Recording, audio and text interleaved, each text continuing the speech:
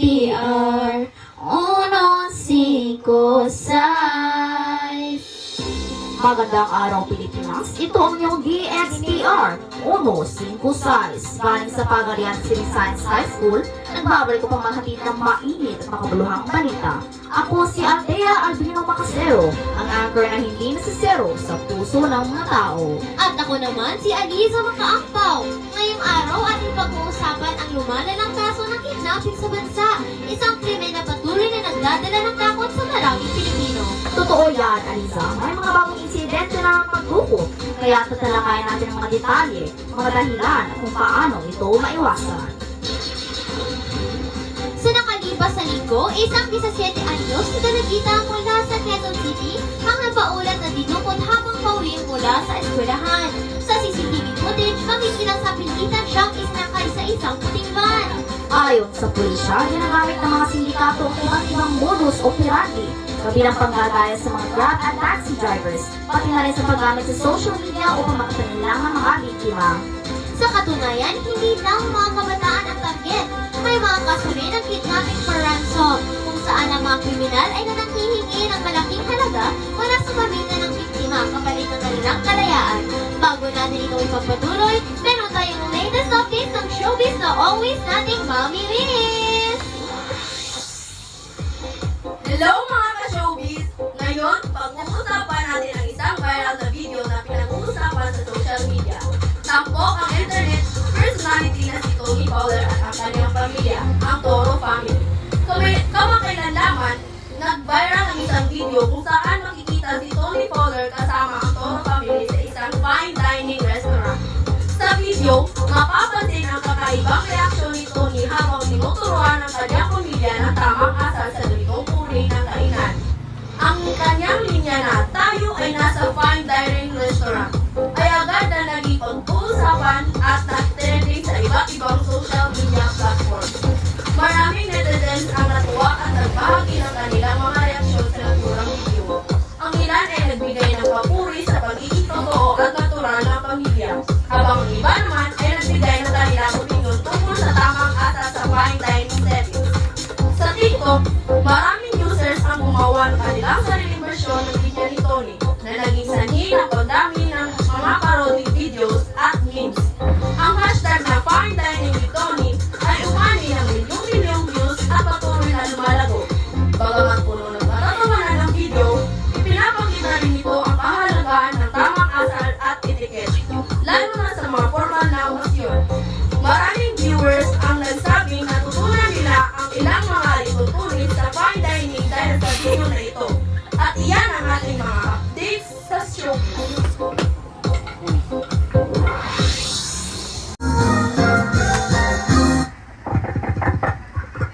Ayo! Kinsa na? Ay, nakabalik na day ka lang ga? Lingkod sa, di ka po'y siguro ka sa biyahe ba? Kapoy jud kaayo jud. Kamusta naman mo ni Lablab? Naman to siya. Lablab, naugsa, naanay mong papa. Uy pa, napahuli, nanay ka pa? Gimingaw ka ni nako no. Malamang pa, asa magpasalubong pa? Unya na nako ihatag nimo. Anak, kaunsa, mula ka o ba ko ron? Ligo sa ko pa!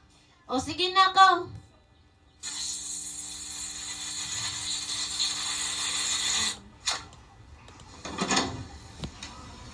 Nagunsa magkadiri pa! Ayog saba anak ha. Ihatag na nako si mo ang pasalubong, di ba ganahan ka ani? Oo, kasabot pa! Basta ayo lag saba. Pa! Ayaw! Anak?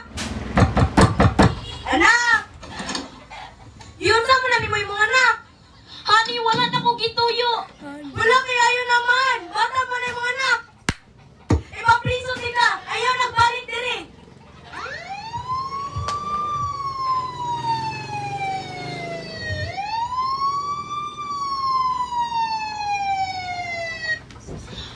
Mahalagang paalala mula sa DSWD.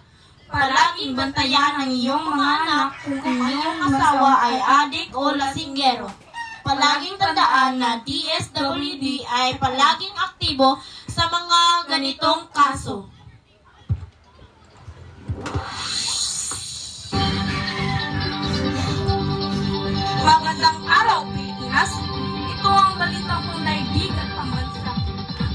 iyong pinakakatiwalaan news program na maghahatid sa inyo ng pinakabagong kaganapan sa loob at labas ng bansa.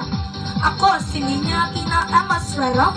At ako naman si Francesca Yvonne Ayon mula sa mga mahalagang pangyayari sa buong mundo hanggang sa mainit na balita sa Pilipinas. Kami ang inyong kasama sa pagbibigay ng tama, mabilis at mapagkakatiwalaang impormasyon.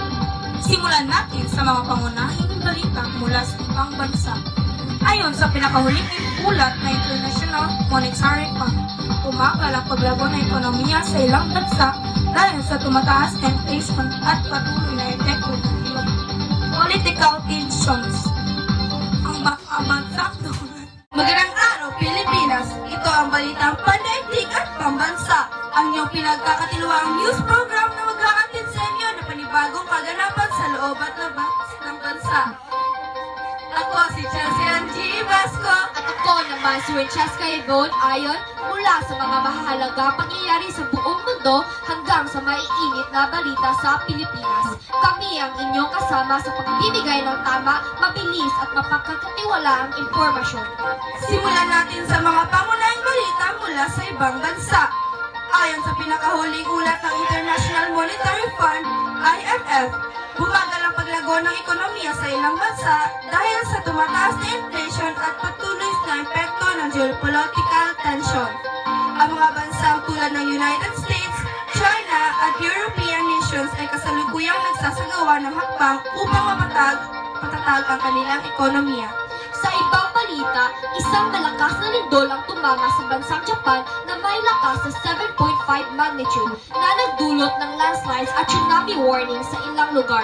Libo-libong residente ang inilikas at patuloy ang ginagawang rescue operations upang matulungan ang mga biktima. Samantala, tumitindi ang tensyon sa pagitan ng Russia at Ukraine matapos ang panibagong serye ng airstrikes na nagdulot ng pagkasira sa ilang infrastruktura. Nananawagan naman ang United Nations sa parehong panig na bumalik sa negosasyon upang maiwasan ang mas malalang labanan. Balikan naman natin ang mga maiinit na balita dito sa Pilipinas. Ayon sa ulat ng Bangko Sentral ng Pilipinas, nananatiling mataas ang inflation rate sa bansa na umabot sa 4.9% ngayong buwan. Dahil dito, patuloy ang pagsisikap ng gobyerno upang pababain ang presyo ng pangunahing bilihin at tiyakin ang seguridad sa pagkain. Naglabas ng mabalas ang pag-asa hinggil sa bagyong papalapit sa Luzon na maaaring magdala ng malalakas na pag-ulan at pagbaha sa ilang rehiyon. Pinapayuhan ng mga publiko na maghanda at sundin ang mga abiso ng lokal na pamahalaan para sa kaligtasan. Samantala, sa patuloy na kampanya laban sa krimen at tagumpay na nasa kote ng PNP ang isang notorious na sindikato na sangkot sa kidnapping for ransom sa Metro Manila. Ayon sa pulisya, patuloy ang kanilang operasyon upang masawatan ang mga kriminal na grupo sa bansa. At dyan nagtatapos ang ating balitang pandaigdig. Manatiling alerto at patuloy na maging mapanuri sa mga nangyayari sa ating mundo. At sa pambansang balita, patuloy nating subaybayan ang mga isyong may direktang epekto sa ating mga kababayan. Ako si Chelsea G. Vasco. At ako naman si Francesca Yvonne Ayon, maraming salamat sa inyong pagtutok at hanggang sa muli ditong Balitang Pandaigdig at Bansa. Alisa, ano ba ang posibleng dahilan kung bakit patuloy ang mga insidente ito? Isa sa mga pangunahing dahilan ay ang kakulangan ng seguridad at mahihinahang batas laban sa kidnapping. May mga pagkakataon din na ang mga sindikato ay may koneksyon sa ilang tiwaling opisyal ng gobyerno. Bukod yan, may mga modus operandi na dapat malaman ng publiko. Halimbawa, Rukos Van Modus. Isang sasakyan ng biglang hihinto para pilit na isakay ang biktima. Social media lure, may nagpapanggap din ng kaibigan online upang makuha ang liwanag ng biktima. Peking pulis o otoridad, may mga nagpapanggap na opisyal ng gobyerno upang makapag-kidnap. Bago tayo magpatuloy, meron mo ng balita na ipapahayag. Magandang araw, ako pala si Ninya Tina Amasrero, galing sa Burihan City Science High School. Narito ang pinakauling ng mga balita sa ating lungsod.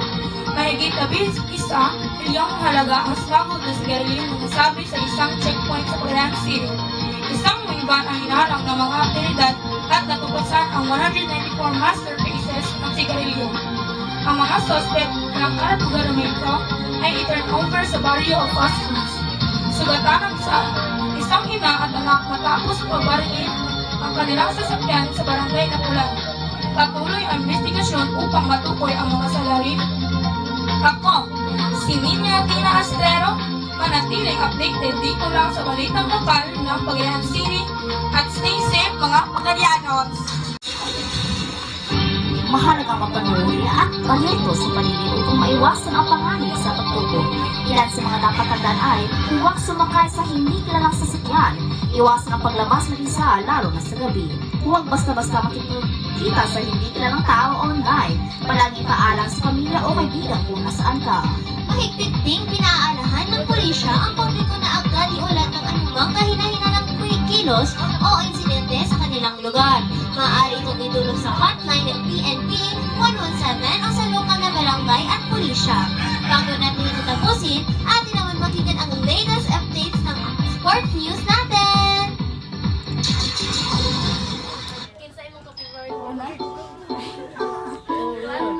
Magandang araw, Pilipinas! Narito ang mga pinakahuling balita sa mundo ng palakasan. Ako po si Chloe Dove, maghahatid sa inyo ng mga mahalagang kaganapan sa sports sa ating bansa.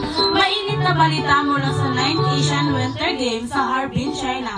Nilampaso ng Philippines ang South Korea, 12-16 sa curling mixed doubles team event upang mainit na simulan ang kampanya nito. At isang malungkot na balita sa basketball community.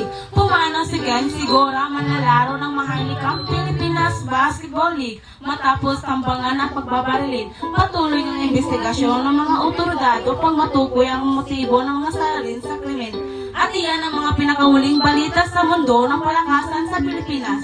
Patuloy natin suportahan ang ating mga atleta at palakisin ang sports development sa bansa. Ako po si Chloe Duave at maraming salamat sa inyong pagtulong.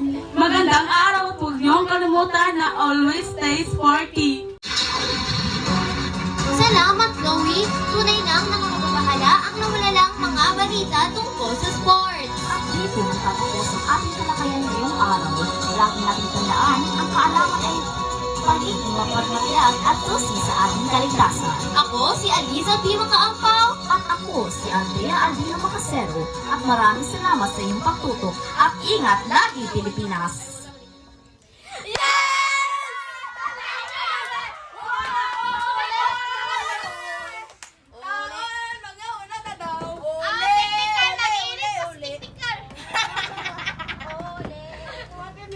Bila akong charger! Mga onta, mga beshi ko! Ole! Kaon pa bila. Uy, yan, ikip po na ko ang mga may. Oh, thank you, Lord. Thank you, Lord! Sama kay Jesus. Olma kong Jesus. Ay, Bluetooth disconnected. Litiyan ako si Duabe. Uy, ay, nadatis ka guli. Pugani si Duabe ba na kay 5 tina. Uy, kasi ibang Ay, baan po papa. Uy! Sorry. picture to eh. Kay Awa! Isa po. Sa pala. Uy, picture na